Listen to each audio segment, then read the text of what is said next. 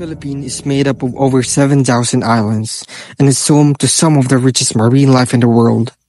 Its coastal waters are full of life and are a vital source of food and income for millions of Filipinos.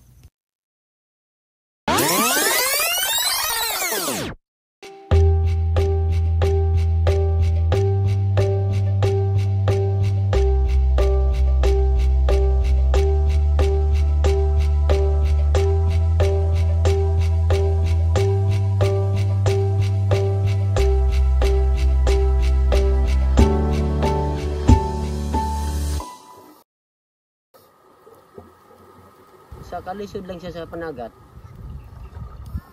Agwanta-agwanta lang yun. Bangga kag mga balod, bagyo sa mabsamig bagyo sa laod. Sa pagampo na lang yun, makadunggo kag daplin. Pero di po na mo ikamahay po ng mga trabaho na mananagat. So murag sa mo kung sa eskwela pa murag mao na among kurso. Kung nagdako. So na nakikita sa ko sa mayo man kasi panagat di ay. So na ni-introduce ako nga ano mo sakan lagi na ning mga klase bang. So dili gid parehas gid ang amuag yung pang-income anang panagat. So mo gani moingon ta nga naapoy kalisdanan. So naapoy murag inigdungko nimo naapoy kalipay kung daghang dagkuha. So halimbawa po gani say anang magkatabla-tabla lang ba sa amuang ibilin sa pamuang pamilya. So inigdungko na mo murag tabla niya. Amo lang pong himuon lang po ang lang po sa tagiya po sa unit ang sakyan magbali na lang po mangutang na lang po para na po ikagasto. Today's fishermen face a lot of challenges that threaten their livelihoods.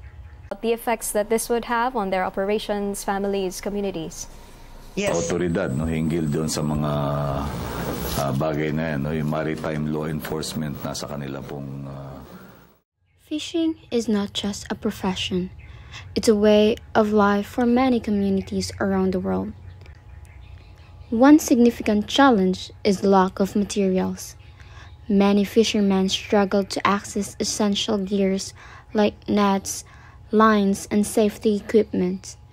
This shortage can lead to unsafe fishing practices and reduce catch efficiency. Mo lang ikatugon gyud sa gobyerno o tabangan kung halimbawa tabangan lang gyud mi.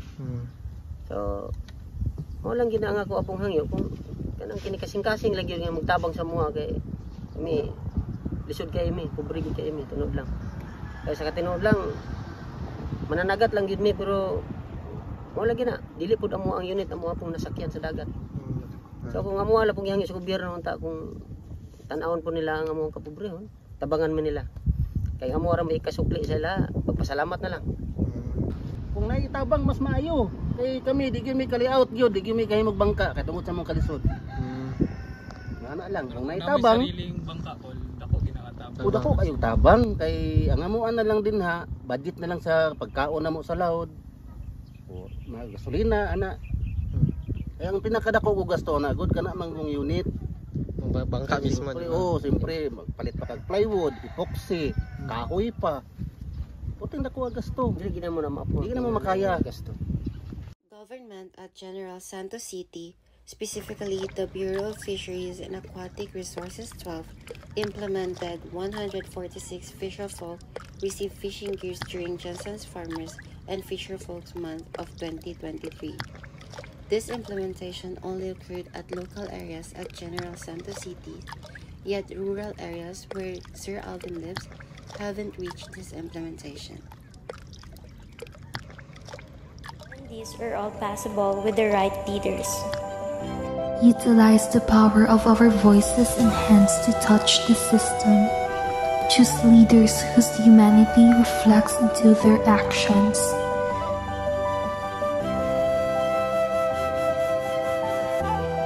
Imagine a world where every youth has an access to education and where opportunities are not limited.